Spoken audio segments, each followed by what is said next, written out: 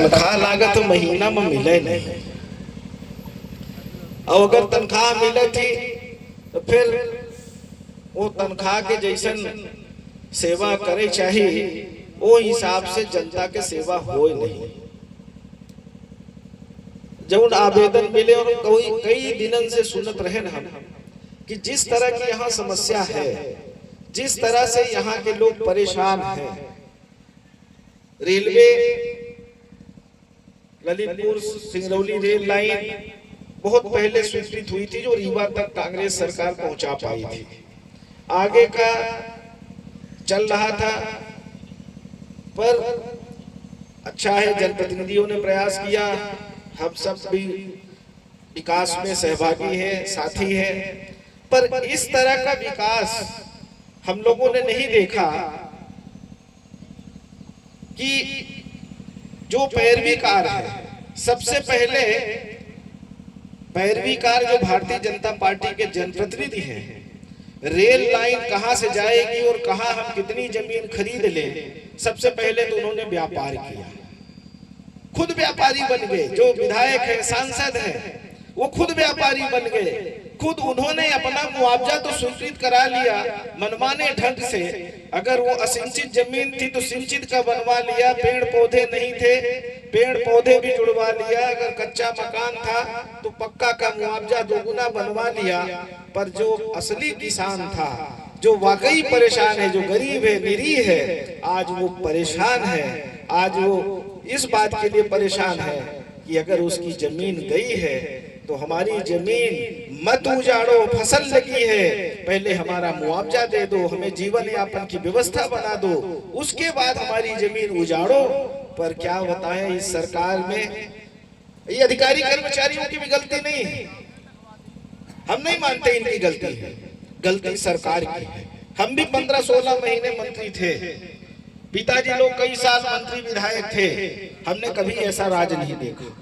क्योंकि जनप्रतिनिधि अगर सजग हो, जनप्रतिनिधि अगर अपनी जिम्मेदारी के प्रति सजग हो और उसको एहसास हो कि ये जनता जनार्दन ही हमको बनाती है और इसके प्रति हमारी जवाबदेही है। हमारी जवाबदेही सिर्फ भ्रष्टाचार करने की नहीं है, सिर्फ अधिकारी कर्मचारियों के साथ मिलकर लूट खसोट करने की हमारी जिम्मेदारी नहीं है, तो फिर इस तरह की स्थिति कभी पैदा नहीं होती। पर दुर्भाग्य, वो वकील साहब बता रहे थे ना, पांडे जी जब भाषण दे रहे थे कि 1000 रुपया वोट और कितना 50,000 में 50 वोट जो है मिले चाहिए। अब जब 50,000 और 50 वोट के हिसाब से अगर वोट पड़ी तो फिर वो पैसा जब उन्होंने कहा रहे कि पैसा जात कहाँ है ऊपर, अधिकारी कहा था कि बहुत ऊपर का मामला है, ऊपर का मामला है। तो ये सेटिंग गेटिंग का मामला है और कहीं का मामला नहीं है। जो जनता से वोट पैसे दे के ये सरकार खरीद रही है, वो पैसा आपके जेब से नहीं निकालेंगे तो अपने जेब से निकालेंगे क्या? ये आप सबको समझने की आवश्यकता है। आज आप देखिए, यहीं पे 2-4 लोग मिले कि हमारा बिजली का बिल 500 रुपए आता था, 2000 महीने आ रहा है, 5000 महीने आ रहा है, आए कुछ नहीं है, बेचारे कहाँ से बिजली का बिल जमा करें। अभी गुलाब सागर परियोजना के भी 2-4 लोग दिए आवेदन कि हमारी जमीन गई, हमको मुआवजा नहीं मिला। राष्ट्रीय राजमार्ग में जमीनें गई जिनकी, उनको मुआवजा नहीं मिला। ये किस तरह की सरकार चल रही है?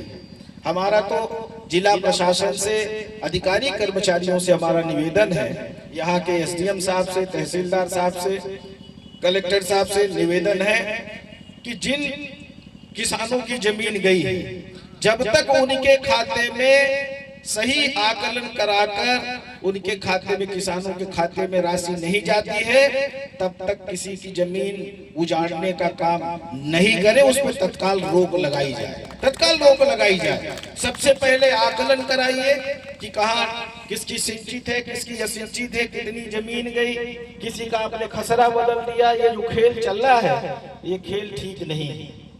ये खेल कहीं न कहीं आप सबके ऊपर भारी पड़ेगा।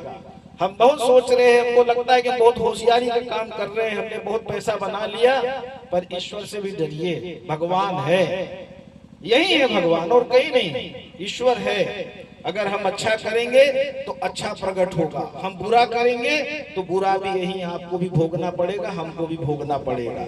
इसलिए अच्छे काम करिए। आप अगर अधिकारी कर्मचारी बनते हैं तो आपको भी इसी जनता जनार्दन की सेवा के लिए बनाया जाता है। और जितनी भी संस्थाएं हैं उनकी सबकी जिम्मेदारी जनता जनार्दन के प्रति होनी चाहिए कि पहले जिम्मेदारी जनता जनार्दन है। और ये संस्थाएं चाहे जनप्रतिनिधि हो, चाहे अधिकारी कर्मचारी हो, चाहे न्यायालयीन संस्था हो, चाहे पत्रकार साथी हो, जो भी संस्थाएं हैं सब जनता जनार्दन के लिए बनी है।